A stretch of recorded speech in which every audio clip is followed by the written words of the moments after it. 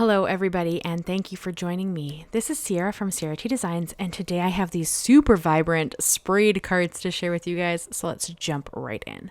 So I'm going to start by cutting down some watercolor cardstock. I always use watercolor when I work with sprays because there's so much moisture, and I'm going to cut them down to be 1/4 of an inch smaller than my A2 base. So an A2 base is 4 1/4 by 5 1/2. This is 1/4 smaller, and this is just my preferred because I like the border. You could make it the full front of the card if that's what your preference is, but I like the border. You guys know that if you've been with me for any length of time, so that is generally what I lean towards. Now I have busted out a whole bunch of different sprays for this, so just use what you have on hand. You can always purchase the sprays if that's something you're interested in, but I am a big believer in using what you have, so reach for what you've got going on there. And you could ink smush these instead of ink sprays if that's what you wanted to do instead. You could ink blend. There's tons of ways you can make these cards your own with whatever you happen to have on hand. So for my sprays, I'm going to walk you through the colors as I kind of work on these. So for the first one, I went with pinks and oranges. So I have Winterberry Mica, Picked Raspberry Oxide, Jack-o'-lantern Mica, and Carved Pumpkin Oxide. That is what I'm going to use on this first one. And I am going to heat set them here in a minute. And then for my second one, I have Harvest Moon Mica, Squeezed Lemonade Oxide, Wicked Elixir Mica Spray, and then Cracked Pistachio Distress Spray. So I am using Oxides, Distress Sprays, and the Mica Sprays because I have some of each. I don't have them all yet, maybe one day, but for now I don't. I do have all the Micas though, because I do love those. And then for my third one, I'm going to use Snow Flurries Mica, Broken China Oxide, Hocus Pocus Mica, and Wilted Violet Distress Spray. So, and you do see me also using a fair amount of water because I like the movement. So I add some water to the watercolor paper before I put it in the spray box, or I guess it's called the Splat box. And then I add Mica first. Generally, I do mix them up. I mix them up really well. I shook my bottles before I even started. Then I set them all down, got ready, and then I'm shaking them again before I actually spray them. This is how you avoid clogging the nozzle. I have clogged nozzles. They have replacements that I've purchased, just in case. But ideally, you don't clog the nozzle and it's okay. So shake them well, and that works really good. Now for my fourth panel, because I did 3 here, you saw I used 2 color families on each of these 3 panels. For the fourth panel, I'm going to bring in pretty much every one of the Mica sprays, and I'm going to do a rainbow blend. If you guys watched the watercolor landscape video that it went up on Thursday, you'll know I talked a little bit in there that I struggle with seasonal depression in the winter. It's cold, it's dark, the days are short. I just struggle a bit. So I am going for very vibrant colors because they make me happy. They make me smile. They make me feel better. And so that's really what kind of makes me pick certain color families when I create. There's no right or wrong here though. You could absolutely do them all in the exact same colors if you wanted to.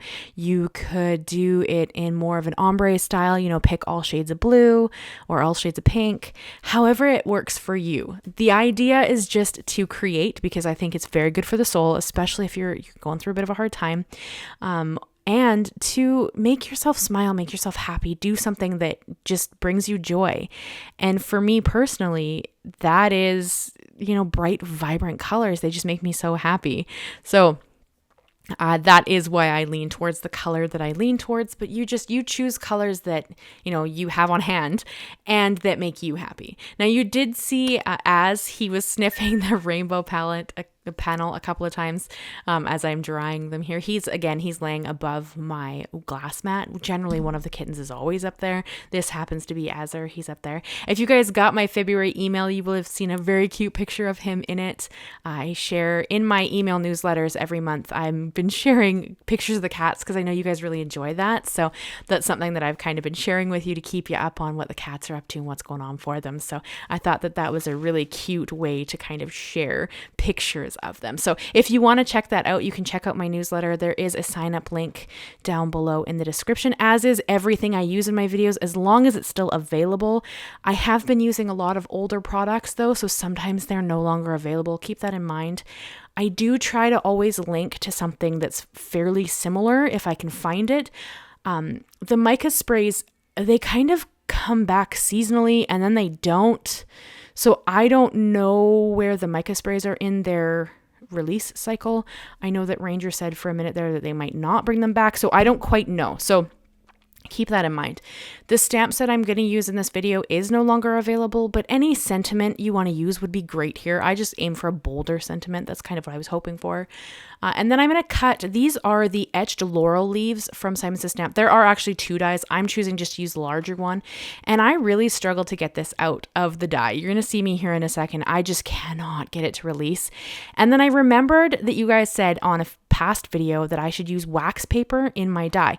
I don't have any wax paper on hand, so I actually used parchment paper, and that seemed to work. So I cut the rest of my dies with the parchment paper. I didn't record that. It was literally just running it back through the die cutting machine and then leaving the parchment paper in the die between my holographic paper and, you know, the parchment. So I didn't show you that, but it did work better than what I had in the beginning. So that's kind of interesting. I'll have to see if I can find some wax paper to try and see if that's better than parchment paper, but that is what I used.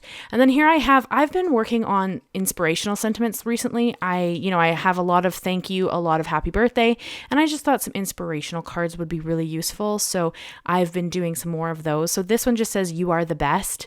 I thought it was kind of a great sentiment to give to a friend. Maybe they're struggling, maybe they're having a bad day, and I'd like to mail this stuff to my pen pals and check in on them and whatnot. So I thought it would be really fun to create more inspirational sentiment cards, but you could turn this into a birthday. It could be a thinking of you, could be a thank you, maybe not sympathy just because they're so vibrant.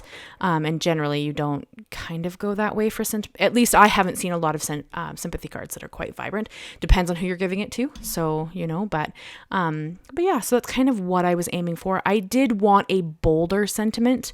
That is why I chose these ones specifically. I need them to hold up against the very vibrant background and take up a little more space, so there's not a whole bunch of negative space when we kind of build the card. So that's always stuff that's going through my head as I'm creating these cards. Now, if you guys have anything that you'd like specifically to see from me, leave it in a comment or shoot me an email, however you want to communicate with me. Emails, if I don't respond, generally, if you respond to a newsletter from me, I will actually receive it because you're on my subscriber list. But sometimes if you send me an email and I don't respond, it's probably gone to junk and I didn't catch it. I try to watch my junk mail, but you guys know so much junk comes in sometimes that it's really difficult to stay on top of that. So I do always respond to all of the comments you guys leave. Sometimes it does take me a little bit. I am a little behind at the moment as of recording this video. I might be caught up when this actually goes up, but as of the moment, I'm a little bit behind. So bear with me, but every comment you leave, I will read them. I do, answer questions and come back. The only exception is if you leave a nasty comment, I'll delete it and move on with my life because I don't got no time for that. I got a comment a little while ago. What did it say? It said, "Your fingernails are so distracting that I'm going to unsubscribe." It was something like that. I'm paraphrasing because it was a while ago and I deleted it. And it's just like, you don't need to announce that you're leaving. Like, you can just go. It's so interesting to me that people feel the need to announce that they don't like your content. Like, you don't have to like my content. That's 100% okay. Maybe you don't have the time to watch it. Maybe you don't enjoy my voice or how I speak or my fingernails or whatever it happens to be. And that's 100% okay. Your time is valuable. Spend it watching content that you really enjoy. But you don't have to put people down to do it, I mean, for me personally, I ignore them. I delete the comments and I don't respond. If they're funny, I'll take a picture and I'll show my husband or my mom. But as a general rule, I just delete them and move on with my life because I ain't got no time for that. It's not something I'm going to spend my time thinking about. So by all means, if you don't enjoy my content, if you made it this far in the video and you don't enjoy my content, I'd be a little bit shocked. So thank you guys for hanging out with me. I just always think it's a little funny because leaving a comment, even if it's meant to be negative, is still interacting with the video, right? Like, that's still considered an interaction, which is good for the creator.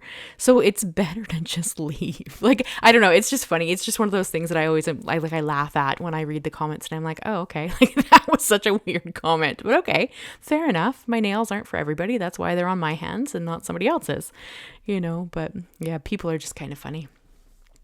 Anyway, so I used my Nuvo Deluxe glue to adhere my watercolor panels down onto my card bases. I did sit them under my Misti just so that they would stay put because they were still curled a little bit. I didn't quite get all of the curl out, but that's how I got them to adhere nicely. And then I brought in my glue press, I'm pretty sure this is called. I don't use it very often, but every once in a while for something like this, that very thin glue nozzle is phenomenal. So that's what I used it for. It sits beside me and I use it generally on things that are really fine detail. Otherwise, I just use my regular Nuvo Deluxe glue. I love the Nuvo. It's my favorite glue on the market. It's just, I've had the best luck with it. So that is generally what I lean towards. But whatever works for you. This is just kind of what I go for. And again, because I love embellishments. You guys, if you've been with me for any length of time, you know how much I love embellishments. So I did bring in just these little gems. They have like glitter inside and they're really pretty. So I thought they'd go really beautiful with this holographic leaf and just not add any very much more. Like I wanted this to kind of be a very vibrant and eye-catching card set, but not super difficult to make, so that's kind of what I was leaning towards. But it made me so happy to make this card set, and I've been feeling better since I did it, so I am really glad of that. But do be aware that if you're going to stamp on mica, sometimes the stamping doesn't stamp completely. Like here you can see when I tip it in the light, some of the areas on the sentiment are a little bit darker than others. I find that's just because we're stamping on the mica. So just keep that in mind. And then of course, light color is always easier to stamp on. That's why this yellow and green one looks really good. So tell me which one is your favorite. Do you have a favorite color combo out of these 4 cards? I mean, you guys know I love rainbow, but I think that they're all beautiful. I had a lot of fun making this. It made me smile, made me feel better. And that's really what creating's supposed to do. So I really had a good one with this one. So I hope you guys enjoyed it. I hope you leave me a comment, and consider subscribing if you haven't already. I do new videos every Monday and Thursday. And I want to say a big thank you to my members. You guys are phenomenal. If you've made it all the way to the end, leave me a leaf emoji.